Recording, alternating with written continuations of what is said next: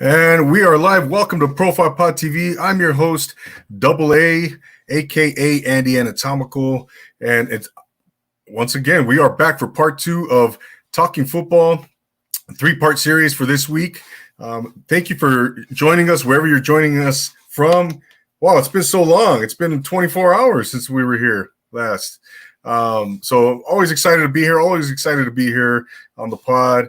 Don't forget to follow us on Instagram at Profile Pod TV, at 90s Galore, and subscribe to Profile Pod TV here on YouTube. If you've subscribed already, thank you so much. Much appreciated.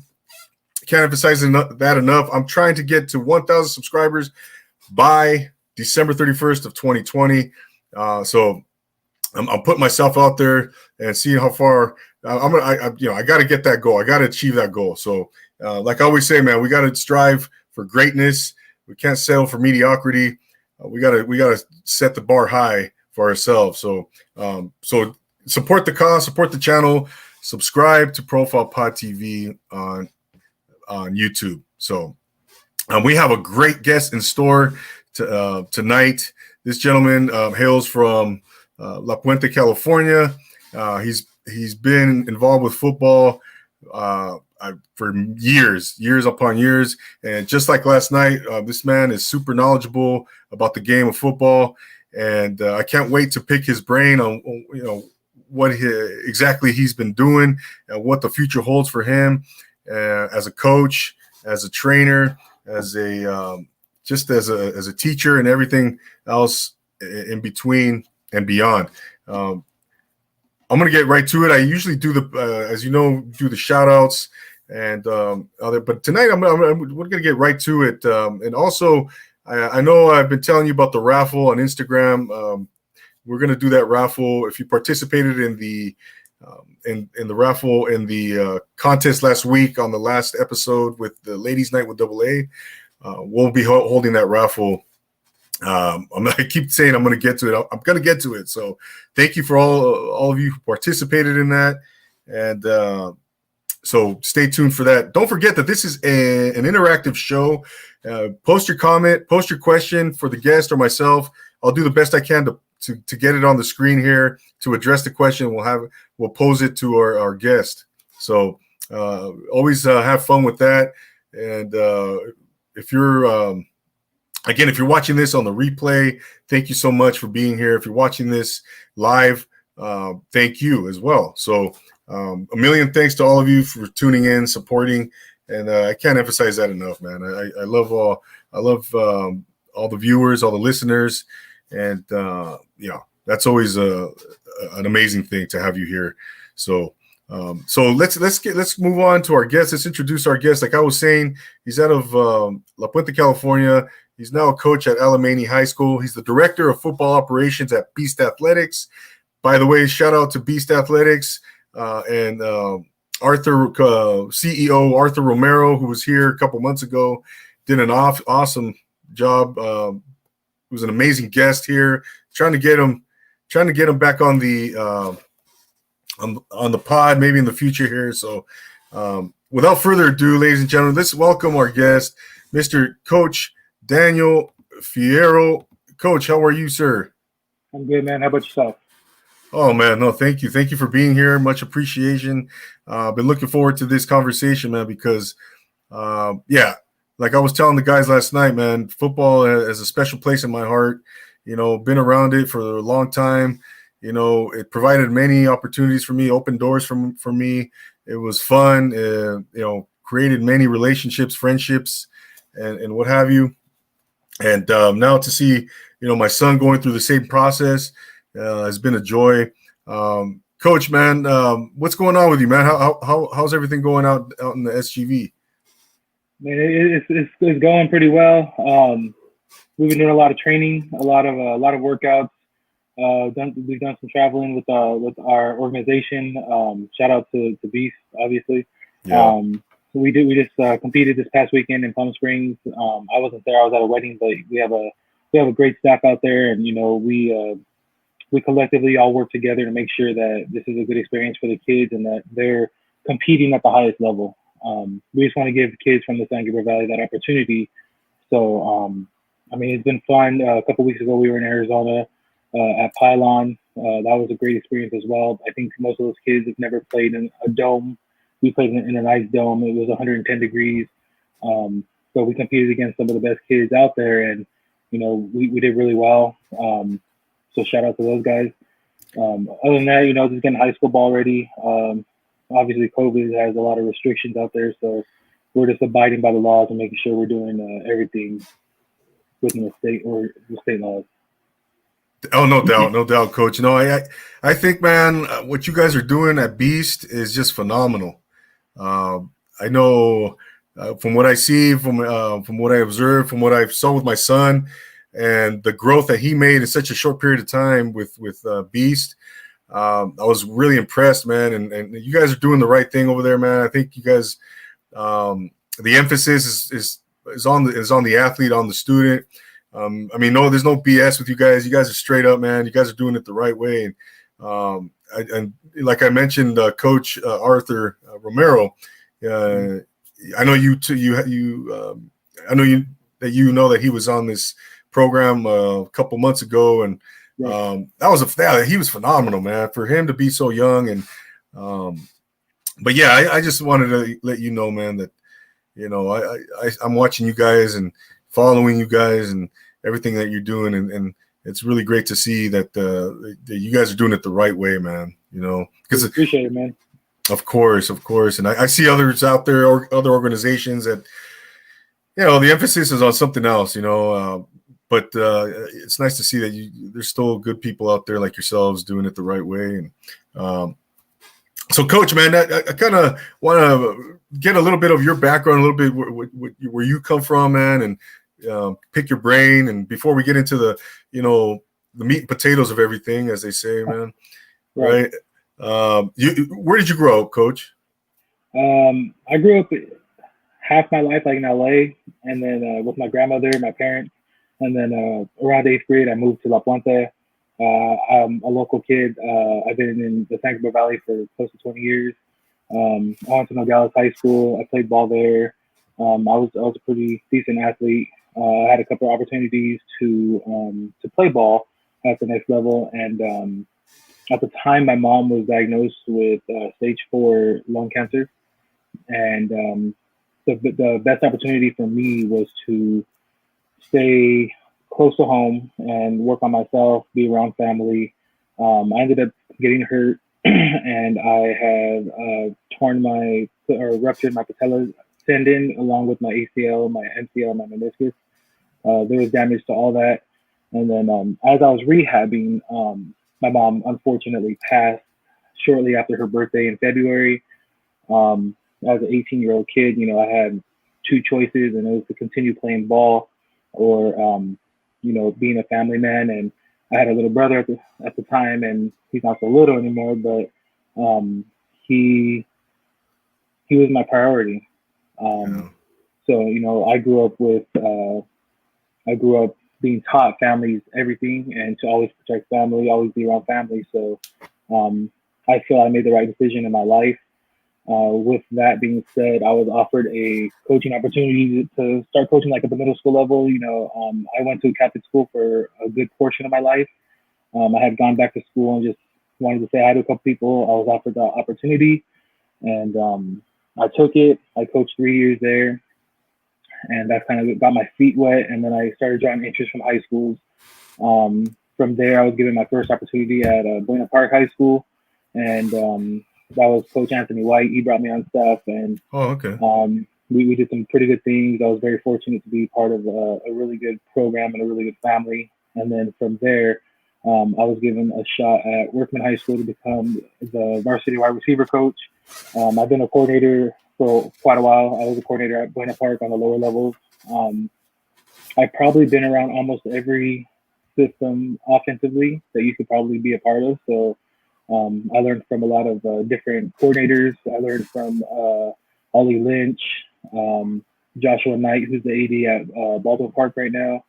I want to say Steve Calhoun, who runs Armed and Dangerous. He's one of the quarterback gurus out here.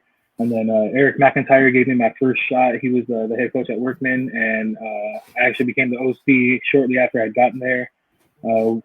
We've been there for about 3 years. He's actually a really good friend of mine, and I still coach with him. From there, we as a staff went to Alemany for a year before we were given the opportunity to go to Calabasas. And we were surrounded by some great athletes. Darnay, Buki, all those type of guys. And then another opportunity opened up, and we went to Alemany, which was a really good opportunity for us. It was Division I. At Calabasas, I believe we were Division II, Division III. So we went to Alemany. We had a great staff, and last year I was given the opportunity to call the offense at Los Altos. I went there, and I just felt like after this year, I did a lot of learning for myself, and just a lot of searching. And at the end of the day, it was a really good opportunity for me. This past year I had to think about my family, and I had the opportunity to be around my son. And my son, he's 8 years old right now, and he was 7. He just started playing football. He was playing out here for the Monte Warriors, and I was very fortunate to be around and watch him play and watch him fall in love with the game as much as I do, if not more. And you know how that is, because you have Renee. Renee was a great kid. Definitely one of the kids I had a really great bond with. I talk to him every other day almost. We have a really great relationship. And then, after this year, I just decided, I think it was best for me and my family to make the decision for me to go back to Alemany. I currently work out in that area. I work at Calabasas High School with special education students. And honestly, none of this is possible without my wife, man. I want to give a shout out to my wife, because I know she's listening. Without her, none of this would be possible. She's the heart and soul of our family. She keeps everything going. She makes sure everything's in line, and she supports me 100%. So I definitely want to give her shout out, her love, because she deserves it. What's your wife's name? Shelly. Shelly. Shout out to Shelly. Yes. Yeah, absolutely. she just started her own business this year. So she does a lot of creative stuff. If you guys want to follow her, her Instagram is Blue Belt Creations, and she does some great stuff, man. She found something that she really loved, and it was a hobby at first, and now she really loves it. So it's fun for she saw what I fell in love with, and now it's fun for me to see what she has fallen in love with, and she loves what she does, and I love what I do. So we support each other, and man, it's awesome. No, that's great, man. Congratulations on the new business. Appreciate it. Yeah, of course, man. Of course, yeah. It's when you have a supportive significant other, a supportive wife.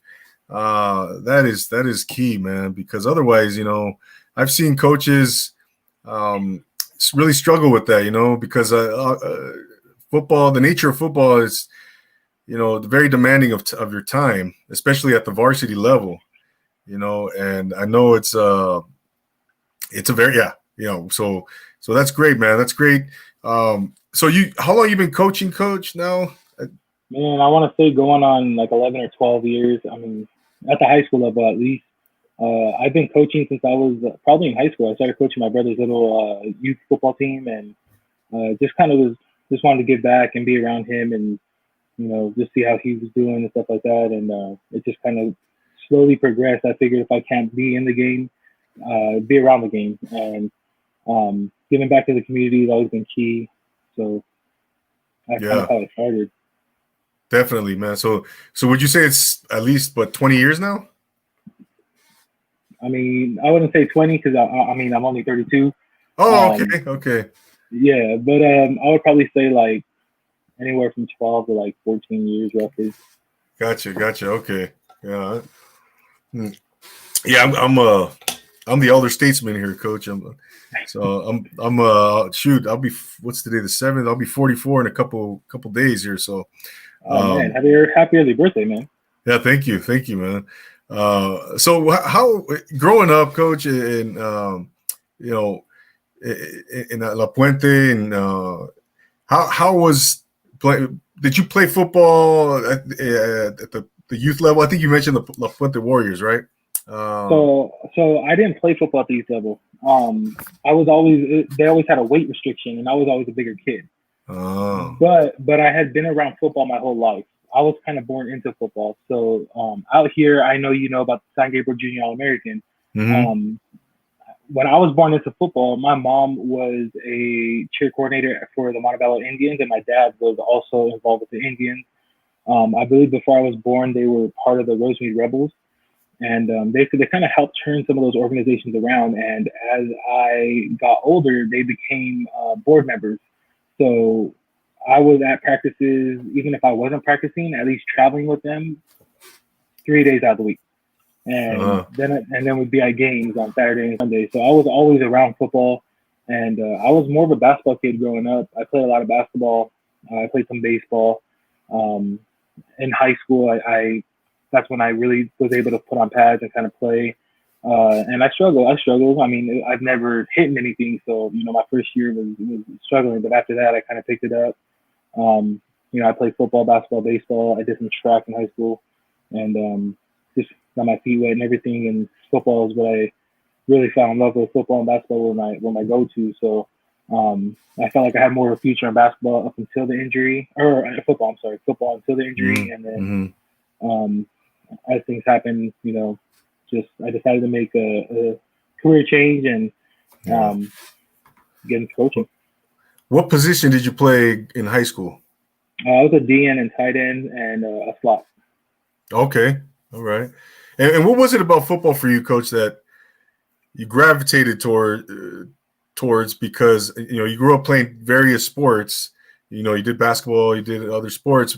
What was it for you about football, man, that really just grabbed you? Why did you gravitate towards football? I think part of it was the coaches, man. I would say we weren't always like one of those top teams, but I mean we had a good group of guys that we stuck around each other quite a bit. And my head coach was my head coach for 3 years. His name's Tim Sylvette. He was a great man, and he had taught me a lot of values and just a lot of things that you don't necessarily get in other sports. I just felt like I had a connection with him instantly. He was a great man. Definitely learned a lot from him, and he's someone I genuinely I would love to connect with again. But I mean, I haven't talked to him in a couple of years. He's not coaching there anymore, so I mean. Yeah, he's probably part of the reason why I got into this. What was his name again? I'm sorry. Tim Sylvette. Sylvette? Sylvette. Okay, Sylvette. And that was at Nogales High School? Yes, sir. Oh, wow, man. That's okay. So he was the one that kind of, he mentored you, coached you, and really, shed light on the sport for you. He just the way he coached you and everything, it made you fall in love with the sport, and really you created a strong bond, a strong connection with him. Right? Yeah. Coach, when I played 1 year Pop Warner when I was going in 7th grade, and I remember I was a lineman, but I remember that first year, Coach, because I remember thinking my whole life I wanted to play football, tackle football, right, when I was a kid. And I didn't actually get to play it in pads, but I didn't put the pads on until that 1 year.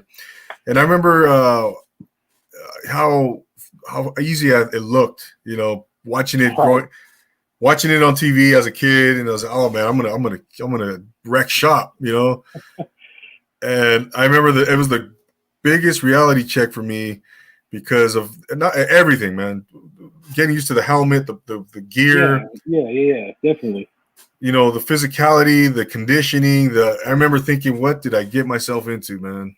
And I wanted. There were times where I didn't want to play. I wanted to quit. But I stuck it out. I stuck it out that 1 year Pop Warner. Didn't play it for 2 years until I was a freshman. But yeah, man. I think some kids might get turned off, because I wasn't a running back. I wasn't I wasn't a quarterback or the as they say the glory positions or but yeah, I think for looking back, it was so that was a really uh, an experience. I came of age, there's that year because it taught me a lot about myself and that's the nature of football, Right.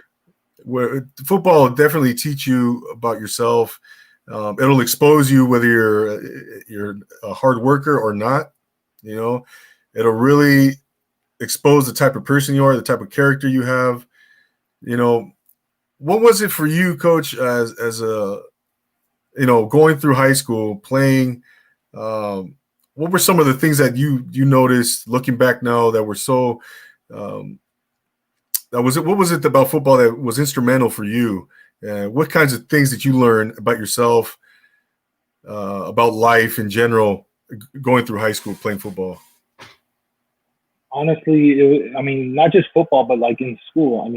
Yeah. Showing up to class every day, it's equivalent to showing up to work every day. Working hard at everything you do, because you get on the field and you work hard, and then you get the result. And same thing in life. You go to your job, you work hard, and you get paid. So we use some of those metaphors, like even now for coaching. One of my guys, and Gilo, one of my guys, yeah. Gabriel Lopez. He Shout always out says, Gilo. Gilo, that's my guy. I coached him. I know. I was there. He's my son's godfather. So I've known him his whole life. But amazing. One thing that kid has definitely over voiced is, this ball is money. Go get the money. That ball can open so many opportunities to a lot of individuals out there. There's football for everybody, especially from Cali. So kids that think they have to go D1, you know what? That paper is the same paper you're going to get from any school. It could be an NAIA, a D3, D2. It's all the same. Yeah. And at the end of the day, that ball will pay for your education. And at the end of the day, that's what I want to be one of those coaches that helps kids get their education paid for free. So their family doesn't have to worry about anything. Another thing, Anthony White had also, he kind of started it, and that's where I heard it from, but he had said, let's not prepare these kids for the next 4 years, but for the next 40 years. And at the end of the day, the next 40 years, you get that degree, and that opens up so many doors for families and for kids out there. Oh, yeah, of course, man. As you can see, Renee's Renee's here. What's up, Renee? Yeah. Shout out to Renee's Aldevar, my son at NAU now. Yeah, Coach. That's the beauty about football, man. It really opens doors for youngsters.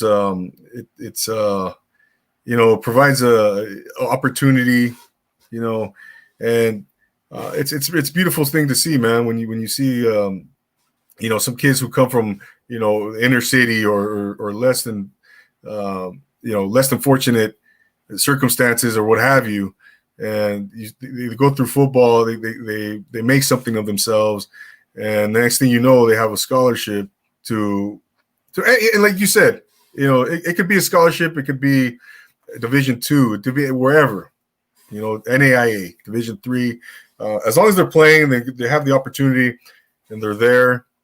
That's the bottom line, man. Right? And I think that's a beautiful thing. By the way, going back to Gabe, when I coached at Diamond Bar, you used to go to his games, right? Yeah. So I was coaching middle school for the most part, and I was able to make like his freshman year, his JV year, and I believe one varsity year. I made most of his games. If I wasn't coaching, then I was at his games. Yeah. He had always been at my games growing up. He played some Pop Warner with my brother, so they would be hand in hand. And I just felt like I had to support him as much as they supported me. And I remember you. I think you were there with Travis and Ryan Main and all that good group of guys there too, right? Yes, and I was there. My first year I was there from 2009 through 2012, and then as fast forward when you went to Los Altos, I remember seeing you, and I was like, I couldn't. You look so familiar, and finally, I realized, okay, G-Lo, and I remember that's where I had seen you. I was like, okay, you used to go to the Diamond Bar games, and Yeah. right. So okay, that's why I made the connection. So now, Coach, what are some of the things now that you really wish to instill in your players, man? What are some of those qualities that you have to, your players have to have it, man? I mean, there's no negotiation with it. There's no leeway. I mean, you want to see these kids, you want to see your players develop in a certain way. What are those things that you want them to have? Loyalty, dedication, hard work, all the things that I think a lot of coaches stress on. I feel like the thing that kind of separates me from some coaches is I believe that football is all about relationships. I believe that you have to get to know these kids outside of football, because sometimes football's all they have. They have to go home, and sometimes their life at home isn't so great, and sometimes football is the highlight of their day. And that's kind of like with this whole COVID thing. I know a lot of people have said that it's hard for kids that are stuck at home and they can't do such and such. The biggest thing is building relationships with these kids and caring about them as individuals and caring about them as other than just like football players. But I believe they have to show up and work hard every day, be consistent, finish everything you do. If you're already there, you might as well put the effort in. Just have a great attitude, give great effort, and capitalize on all the opportunities that are given to you, because sometimes you may only get one opportunity. And if you get that one opportunity, you have to shine. So that's why you continue to work hard, whether you think you're going to get that opportunity or not. If it happens, be prepared for it. Absolutely, man. Absolutely. We were talking about something last night where with the gentlemen that were on with me, my ex-teammates and stuff, we were kind of looking at the generational gap, or the difference, I should say, in when we were playing high school ball and to the current generation. What are some of the main differences that you see, Coach? Maybe when you were playing and the current generation of players. What are some of those differences that you see? I remember when I was playing, hurt or not, you kind of just put yourself back together and got back out there. Sometimes now I kind of see kids that get hurt and they pull themselves out. They don't have, not all kids have that grit where, they're itching to get back out there. Some of them are just like, okay, I'm hurt, I'm done. And they have to learn the difference between being hurt and being injured. When we played, we really didn't have that knowledge. We kind of just went out there and, hey, tape it back up and go back out there and do what you got to do. Rub some dirt on it, you get back out there. Man. And nowadays, Coach, I stubbed my big toe, and it's like, okay, well, man, we got to figure it out, because, that's something small compared to some of the stuff that we had done. Guys out here trying to play with broken bones and torn ligaments, stuff like that. Nowadays, I think it's not to say softer, but I think we were just a little different. We were a little tougher, I guess you could say. Yeah, let's say it, Coach. Let's say it. Yeah. No, you still see some great kids out there, man, and tough kids and gritty kids and, all that, but what is it, what's your thought? We were talking again, we were discussing last night. What are your thoughts right now on the whole transfer thing, with high schools? Because when I was playing, you played at the school that you grew up, where you lived. You played at the school where you lived. Bottom line, you represented your school, your community, your city, your family, your team, all that good stuff. But nowadays, it's a lot different nowadays. Kids, they want to go where they, and it's okay. I mean, hey, who doesn't want to go be, taste success? Who doesn't want to be successful? But I've seen a lot that's almost non-existent nowadays. It's just like almost like a business being run in high school, and what are your thoughts on some of that, Coach? I think it depends on the reasoning. Sometimes it is the kids that want to do it, but then sometimes it's the parents. And Yeah. sometimes parents get a little overly involved. And I mean, I get it. I'm a parent. I'm going to be involved in my son's life, and I want to make sure he's making the right decision. But I remember when I was playing, if you were not the best, you continue to fight in order to be the best. If you want to get reps, you have to earn the reps. Yeah. And now it's someone gets named a starter, and all of a sudden it's the other kids checking out. Why? Because they think they have a better opportunity at another school. And sometimes that may be the case, but sometimes they're really leaving because they don't like the competition. Yeah. So I think it really it depends on the reasoning, man. Yeah, that's true. That's a good point. It's tough. Circumstances, come into play, but when I see, I see it's almost like, you're trying to, I'm going to say the word recruit, or and for example, I saw this. I'm not going to name any high schools, but there's this high school, big time high school down in Orange County, and they wear red and white. One of the players transferred, and right after the football season, he was gone back to his previous high school. The previous high school had a signing ceremony for him, right? And I'm like, wow, that is crazy. I mean, and hey, props. They want to, honor the student. That's great, but from what I took from that is just like it was more of a publicity thing, putting getting their name out there, getting the it was marketing basically. Right. And I'm seeing so much of that now, man. It's like, that's why I'm saying, like, it really depends on the reasoning. I mean, stuff like that gives transferring a really bad rap. So I mean, it really just, like, if you're doing something like that, then I mean, okay, for me, I don't feel it's the right thing to do. And sometimes I feel like parents and players steer away from doing the right thing. Yeah. No, exactly. And you mentioned the first thing you mentioned, Coach. When I asked you what are some of the things that you look for, I think you said loyalty. And yeah, man, that's the first. It's the loyalty. I don't think I don't think it's as common now. It's not as prevalent. That loyalty piece. But yeah, I think that's an important quality, man. The grass is always greener, right? The grass is always greener. They always say, and sometimes a lot of times it's not.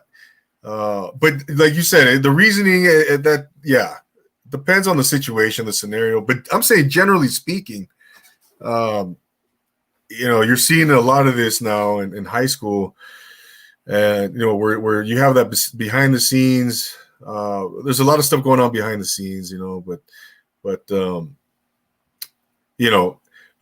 are you seeing, especially at a private school compared to a public school, that people will argue, well, private schools, can recruit or what have you.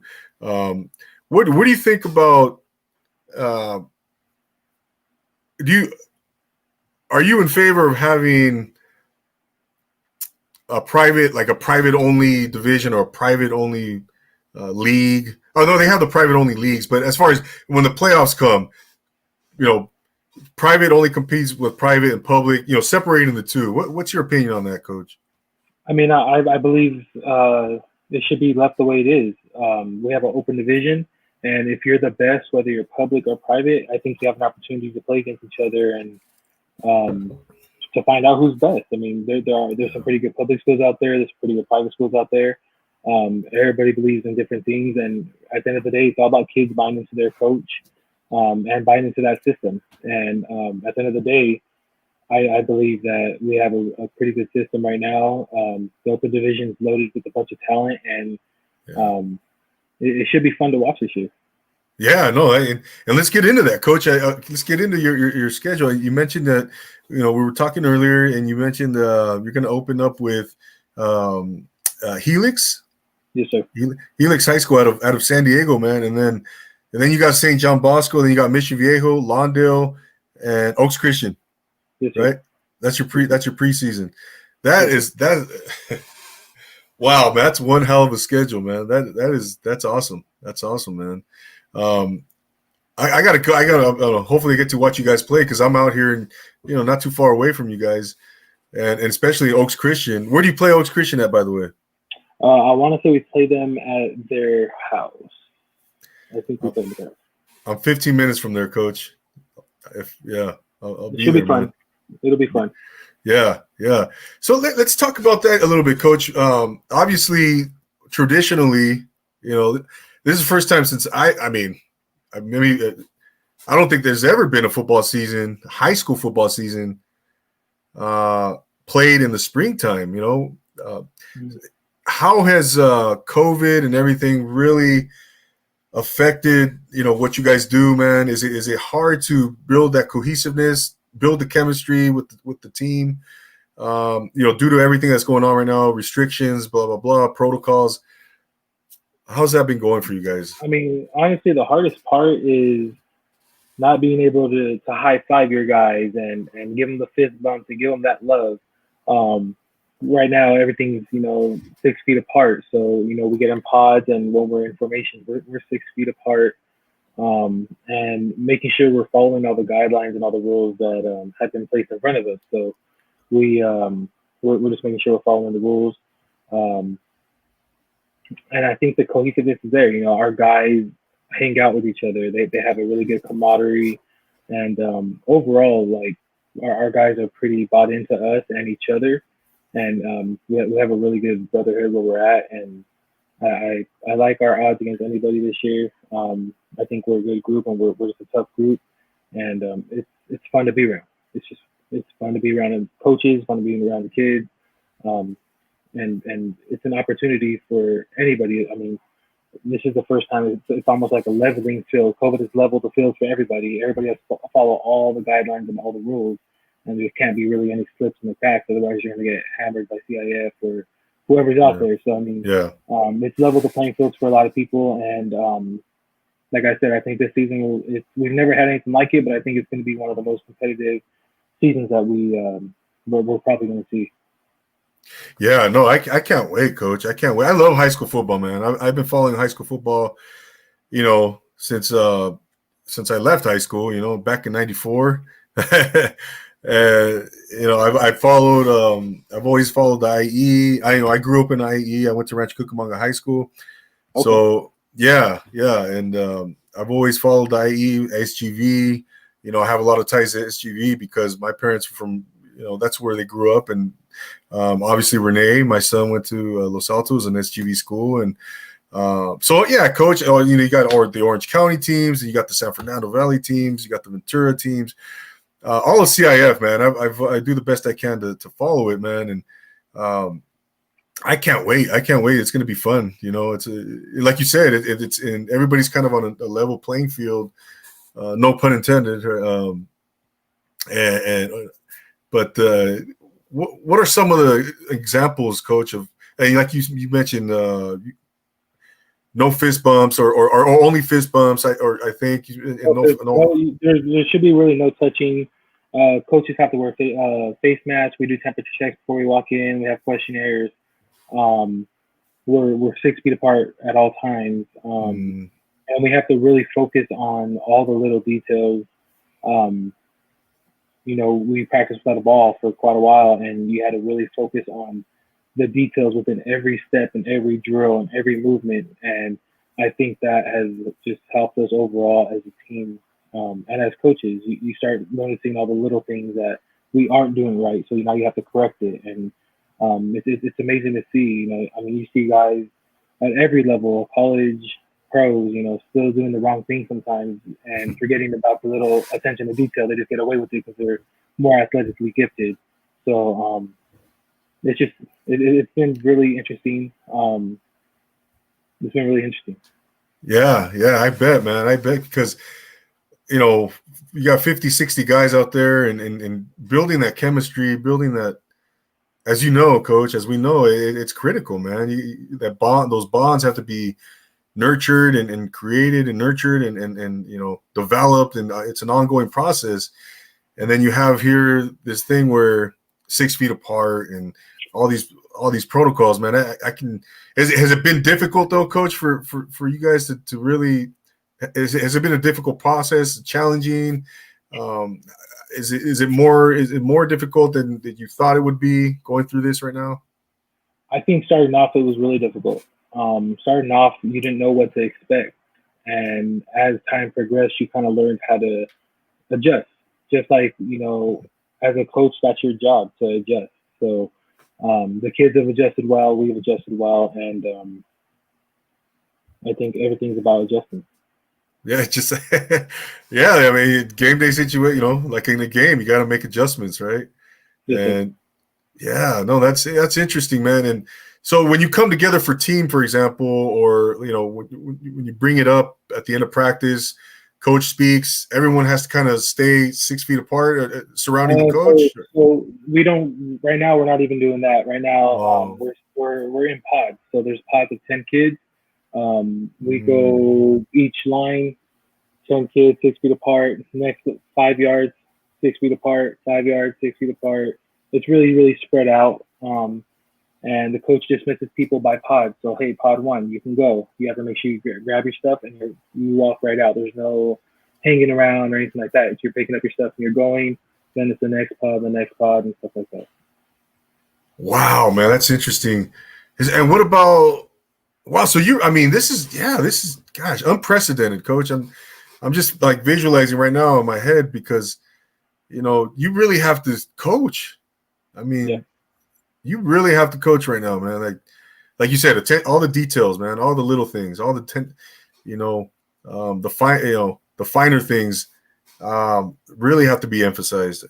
I can imagine, And so when you come together for for example, Coach, when you're running your offense on air, are you guys even coming together as 11 as a group Not of 11? really. No. Nope. Not yet. We haven't been given that. We haven't been given the okay to do that. So everything's very limited. So we do what we can with what we can. Yeah. So I imagine like when you're in your individual positions, that's when you're kind of going through plays, as your responsibilities as a position group, right? Sure. I can imagine. Sure.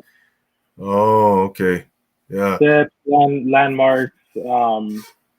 Technique, leverage. I mean, everything, but it's on air. Very, very detailed. Wow, man, that's interesting, Coach. And what are they saying, Coach, as far as we approach, the season? Because I know January 8th is kickoff, right? That's what we've been told. There's been no update or adjustment. We were told that I believe in December is when we could start. I want to say practicing in pads, and then kickoff is supposed to be January 8th, from what we know. So, I mean, I'm sure we'll get an update in the near future. And definitely once I get an update, man, I'll let you know what's going on. But, I mean, a lot of people don't know what's going on out there. Nobody really knows. So it's the unknown right now. Right. I hear you, Coach. I hear. But as on paper, though, January 8th is the kickoff. That's what we've been told. Yeah. No, that's man, interesting, Coach. You just opened my eyes to. I didn't even think about these things. The intricacies of what's going on right now. And it just dawned. It just hit me right now. Like, wow, man, this is obviously, man. Nobody's gone through this, ever. So, but yeah, I can imagine, that emphasis on team and all that, coaching and, again, that's really interesting, man. What are some things right now that you're doing to kind of stay connected to your players off the field and stuff like that? Since you can't have, can you have meetings as far as, or how does that working? Right now, everything is. We started with Zoom. So everything is kind of like what we're doing right now, in front of a screen, just like they're doing school. We're able to kind of go around and talk to our players still. I just make sure all my guys are on task and on the same page. I make sure to just talk to them. Hey, how's your day going? Not just, I know they're out there for football and all that stuff, but there's a lot of things going on with COVID, and a lot of people are struggling just with mental health issues. And I want to make sure I reach out to each and every one of my guys and just make sure that they're okay, that they don't need anything at home, everything's good at home, stuff like that. So I make sure just to have an open platform for them to talk to me about anything. If they have a problem, come talk to me. If you need someone to talk to, come talk to me. And just be there for them. Quite simply, man. I think you emphasize that line of communication, coach, and being a mentor, man. Right? I mean, being a coach, being a mentor, and like you said, being there for them. Man, they know that if they need anything, you're there. Bottom line, right? Right. And you instill that confidence in them. And and by the way, man, Renee, man, he can't say enough about you, man. He loves you, man. He's and I want to thank you for what you've done for him, coach. This is funny because this is really the first time you and I have had a conversation, Right. other than hey, how's it going, coach? Or but and I remember what you did for that young lady, man, who was in the wheelchair, and on the prom, and going to prom and doing all that, and that was exceptional, man, phenomenal what you did, coach. And honestly, I mean, she deserves it, man. I work with a lot of these kids, and they're not going to ever get an opportunity to do stuff like that. And she was a senior. She was a student I had been with for quite a while, and we have a connection. And I went through the proper channels. I made sure everybody was supportive of it, and the mom was super excited, as she was when everything kind of went down, and we planned it really well, and she had a great time. I believe everybody deserves to have an opportunity to experience something like that. And when I saw the opportunity, I wanted to do something really special for her because she deserves it. She deserves to be treated like a princess and the beautiful girl she is. So yes, it was honestly it was probably more meaningful than I could put into words. That night was probably one of the best nights ever. And I know she had a good time and I had a great time. So it was definitely something I'll probably cherish for the rest of my life. Absolutely, man. Can we say her name, coach? Can we give her a shout out? I will say her first name. I'm not going to disclose anything, but her name is Ellen. Ellen, shout out to Ellen. That's awesome. Yeah, and coach, and when you did that though, coach, when I saw that, I was like, wow, man, that's a beautiful thing, man. And I remember thinking that, wow, I'm so glad that Renee is playing, under your tutelage, man. And so yeah, I just wanted to thank you, man, from the bottom of my heart for doing that, and for being a mentor to Renee and coaching him up and keeping him in line, Yeah.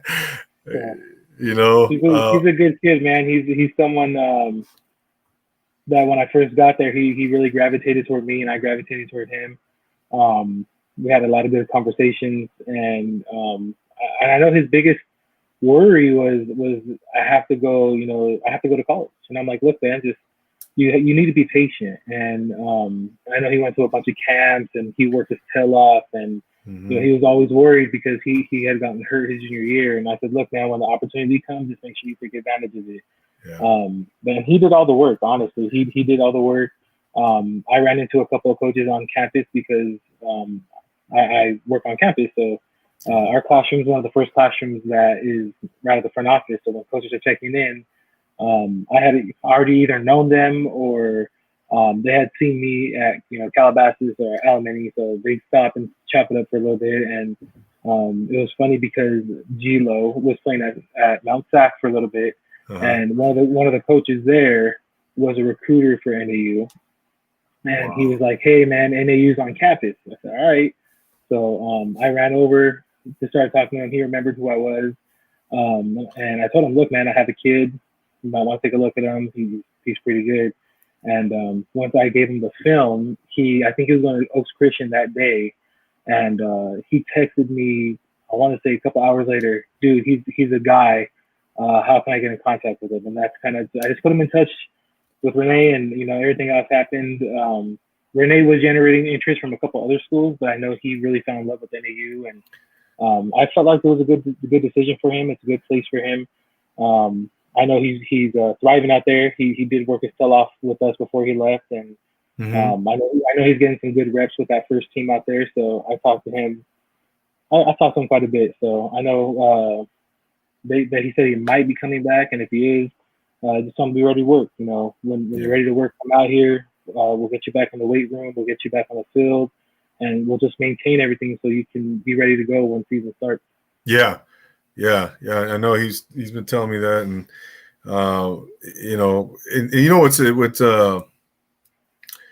what's interesting is that the run coordinator, Coach Bobby Conley, he's out there at NAU, and he actually recruited me out of Chaffey College. Yeah, told me. Yeah, told me. Renee told you. Yeah. Right. Yeah. And so it's like, wow, things went full circle, man. And now here's my son, playing, running back on, with the guy who recruited me. Crazy how things work out, man. It's just crazy, man. But yeah, I think NAU is a perfect place for him, man. I think hopefully we'll go, we can hook up out there and watch his games. Definitely. And, I know we'll be doing that. That's going to be a lot of fun. I can't wait, man. We should be watching games right now, but unfortunately, what's nice is, Coach, it's for in high school and college that the season wasn't scrapped altogether. Right. It was nice to see that because okay, let's put it back to spring, which is the next best thing, right? And right. So a lot of these kids are going to still have the opportunity to compete. The seniors, this year's seniors, man, and it's nice to see that. So I think my biggest heartbreak of the season was I was going to go to Renee's first game because he was going to be playing two of my former players that played for ASU. So we had talked about it, and he would have played against Johnny Wilson, who came out of Calabasas. He's a freshman now. And then he would have played against Donovan West, who I believe was a first-team freshman All-American. I want to say he started out his career at center, and they moved him to guard. And he was one of the hardest-working kids that we had at Alemany. And he's a tough son of a gun, man. He's a kid that should be playing on Sundays along with Johnny. And Lord willing, Renee, if he just continues to work hard and make sure he takes care of himself. Yeah, no, that I know, Coach, and those are the things, and that's the beauty about football, man. You you're involved with the sport long enough, you start, man. You have all these. We mentioned it earlier. You develop all these friendships. You develop all these things, man. Coach, what do you think? What is it about football that makes it stand out? What makes it so unique, man? In your opinion? You got to get 11 guys on the field to all come together and do one job. If one person does not do that job, everything falls apart. And it's on both sides of the ball. I mean, defense, you're taught to get to the ball, and offense, you're taught to, execute your assignment. And it takes all 11 to do it. And when all 11 do it, it's probably one of the most beautiful things to sit there and just watch. It really is, man. It really is. And you have so many guys. You have all these moving parts, right? And like you said, man, to get everybody on the same page, to get everybody to do their assignment, to get that well-oiled machine, working cohesively, it's a challenge, but like you said, once you get it going, man, once you see that everybody's on the same page, it really is a beautiful thing, man. It really is. You know, Definitely. yeah. You know, and for me, Coach. I think it's you know, football is unique because nowhere else you have to prepare yourself.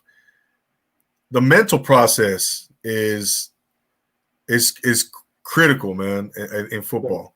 I think when you go out there to compete, especially in the games, you know, obviously in the games, you have to put yourself in a certain place, man. You can't just walk out there and without going through that process, that preparation. Right. You can't just walk out. It doesn't work like that in football, you know. Maybe in basketball, maybe in baseball, but football is the nature of football is such that you know.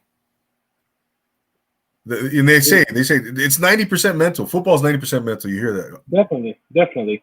I believe you have to mentally prepare. I believe you have to mentally, physically prepare because your body is taking a beating pretty much anywhere you're at, and you have anywhere from 5 to 6 days, sometimes even shorter, to prepare your body and prepare your mind the next for the next team.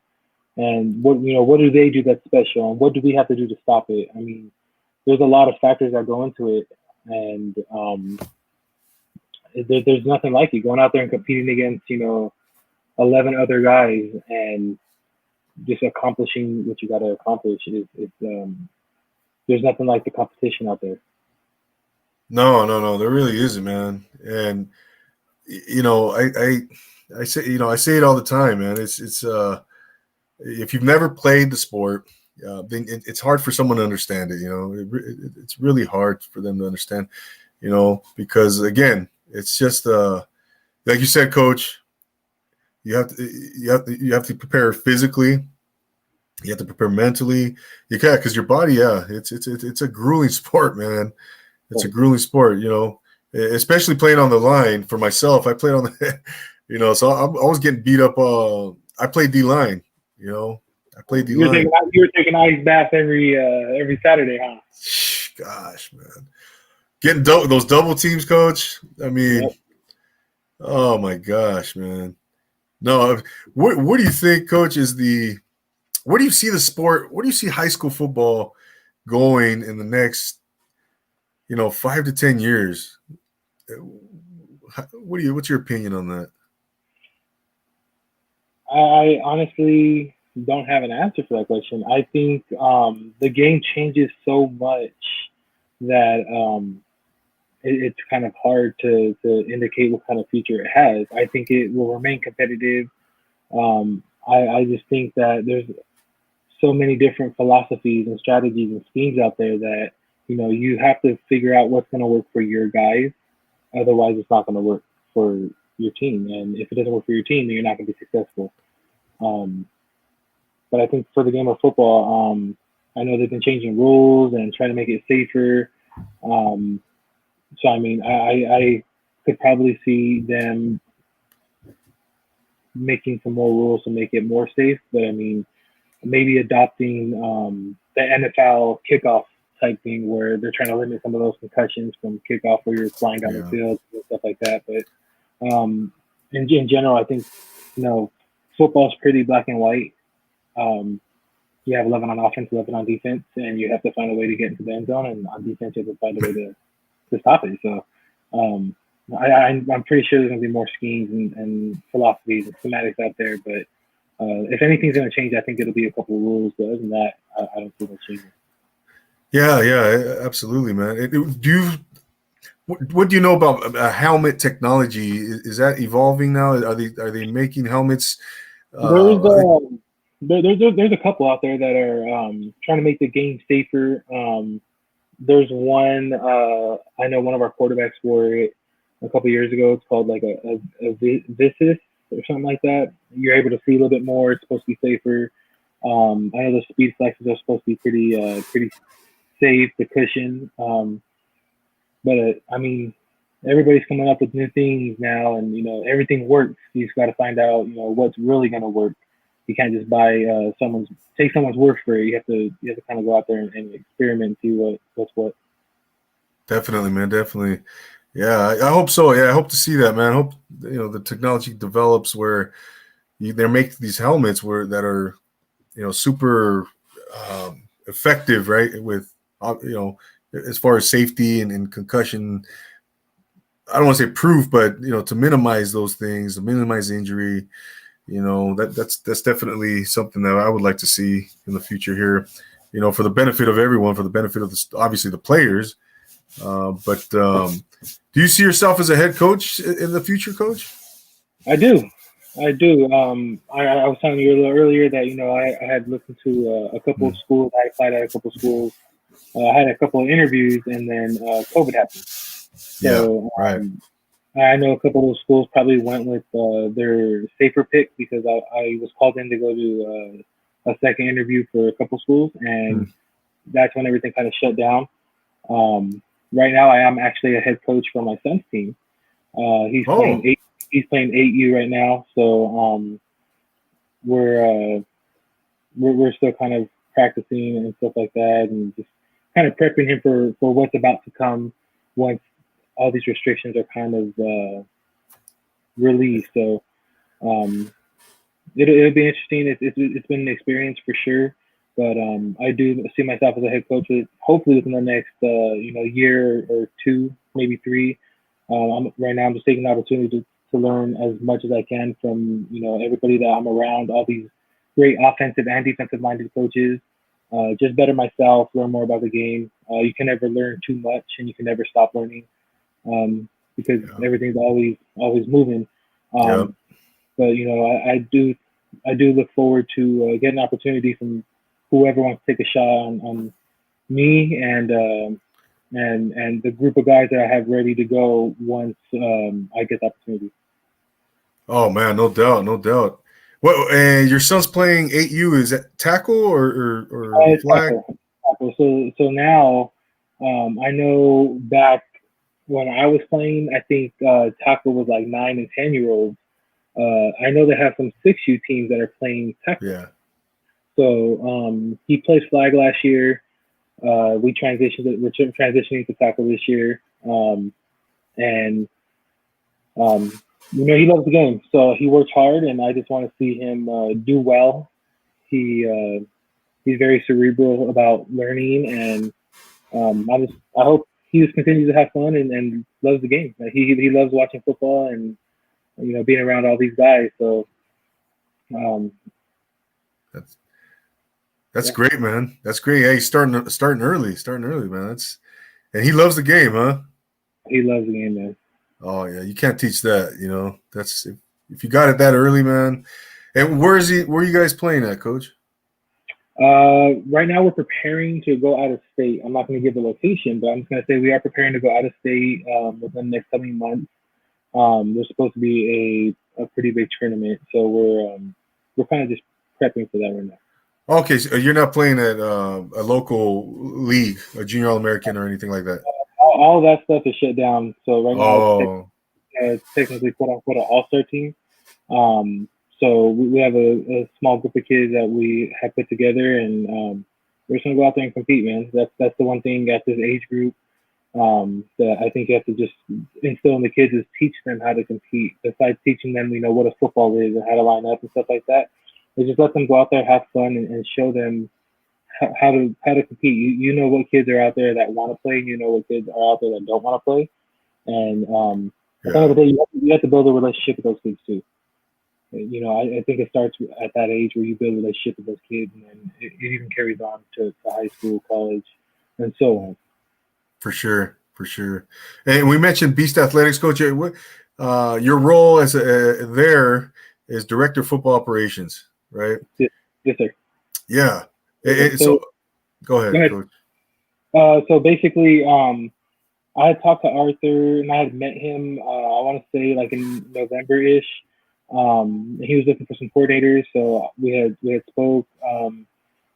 We both had mutual interest, and then I had let him know, I have a son who's 7, and he just turned 8. What are we in October? He turned 8 in August, and he played with the 10-year-old because he was a bigger kid, and he's an athlete, so he wanted to go out there and see what he could do. And took some adjusting for him, played against some other kids, and after talking with Arthur for a while, he just opened up about what his vision was, and I wanted to be a part of it. He took an opportunity on me, and we collectively had just built a really great staff, and he's done a great job. Being as young as he is, he's wise beyond his years. Yeah. And he knows exactly what he's doing. So we have a really good staff in place right now. I was working with calling the offense for a couple of his teams, and I kind of took on a bigger role being a director of football operations. So I basically talked to all these parents about, what Beast is and what do we do and what separates us from other organizations. And I build a relationship with the parents and the kids as well. And then I also handle a portion of our recruiting with some guys that I know. So we have a kid who just kind of joined our 7-on-7 team. He's committed to Wisconsin. Pretty good kid. He's a quarterback. And then we have a receiver that plays at St. Francis that I'm just kind of helping guide him and getting his film out to a couple of people. He's going to be a big name this year. He's worked really hard this offseason. So he has some mutual interest. He has a lot of lower D1 offers. Bless you. Thank you. He's looking for some more Power 5 offers. He has one Power 5 offer, but he's a great kid. And there's a lot of young talent in the San Fernando Valley that we're just trying to, give them an opportunity, kind of teach them, it doesn't have to be a D1. It could be a D2. It could be an NAIA. Mm-hmm. Whoever's going to give you an opportunity, at the end of the day, that's what you want to do. Is you just want to get yourself an opportunity to get your education paid for. Absolutely, man. Can you tell us who the Wisconsin kid is? Or what high school he goes to? I believe he goes to Santa Barbara. His name is Deacon Pia Hill. Oh, wow. He's out of Santa Barbara? Yes, sir. Wow. Interesting. So he works out in your area, and I met him at an event that I went to work with receivers and quarterbacks in Nevada a couple months ago, and I kind of got in touch with him with the receiver I was talking about from St. Francis. His name is Bryson. He kind of put me in contact with them. We were looking for a quarterback to take to a tournament. Gave me his number, just kind of started talking to him. Hey, man, how you doing? How you feeling about this? Is this something you're interested in? And he went with us to a tournament, and he loved it, and he committed to playing with us the rest of this 7-on-7 season just to prepare himself. Unbelievable. That's great, man. That's great. And he's not so he's competing on the 7-on-7 team. Yes, sir. Right. Yeah. Well, man, like I said, Coach, what you guys got going on over there, man, it's a great thing. Beast Athletics is really, really serving the community well over there, man. That's a great thing because, like you said, as we all know, San Gabriel Valley, man, that's a hotbed, man. There's so much talent out there. Much talent. There's a lot of talent, and it goes elsewhere to a lot of the private schools. We're trying to keep kids in here and show them, you can compete here. If you're that good, schools will find you. You don't have to go to these big schools to have schools find you. Schools will find you. Yeah, I hear you, Coach. Now, are you picking it? Are you what's the word? Gosh darn it, plucking those kids to get them to Alemany? I'm just kidding. No, I'm just kidding, man. Hey, Coach, man, I want to tell you thank you so much, man, for coming on tonight, taking the time. I can't much love, man. Once again, absolutely, man. Let's continue to grow, man. Let's continue to collaborate in any way we can. I know I'll be catching up with you at Renee's games. Definitely. Yeah, absolutely, man. And Arthur and I talked about having the entire staff, the Beast Athletic staff, coming on here and having a conversation, man. So maybe we can do that in the future. Maybe we can get that working with Arthur and see what we can do. But yeah, man. Much love to your family. And what's your son's name, by the way? Caleb. Kenny. Caleb. Oh, Kenyon. Caleb. I'm sorry.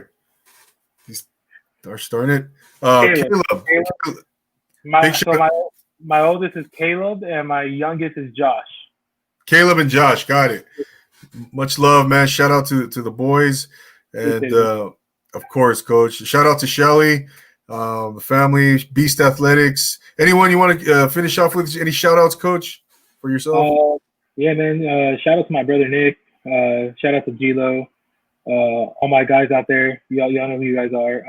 Shout out to Beast, Arthur. My boy Shane, it's his birthday. Shane Vernolo's birthday. So happy birthday, Shane. Shout out to Mike, Reggie, Mark.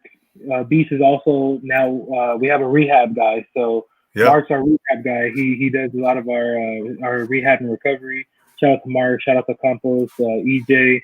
Hopefully I'm not missing anybody. I think that's pretty much everybody. But, those are all good individuals, all great guys, and they're all doing the things for the community that matter. And they actually did a school giveaway today for, giving back to the community. We gave bags to kids that needed, school supplies. So we had a little workout, and then after that, kids that needed school supplies, we're giving it out. We did a small fundraiser, and that was registered by Reggie and A. So, my hat's off to them. That's one great thing we could do for our community. You're giving back all this knowledge and stuff, but that speaks volumes for where our thought process is and what we're trying to do with our kids and for our community. Like I said, man, you guys are doing it the right way, man. I'm not surprised, Coach. Yeah, I see that, Coach. I see you guys doing that stuff, and that's amazing. Yeah, man. Yeah, and like I said, shout out to everybody you just mentioned. Much luck to you guys. I want to say shout out to the G-Lo as well, Gabe, man. Is he coaching with you? Is he still at Los Altos? Right now he's kind of just in between. We all work together. The plan is to hopefully get him there. We're trying to see what we're doing as a staff right now, but I see.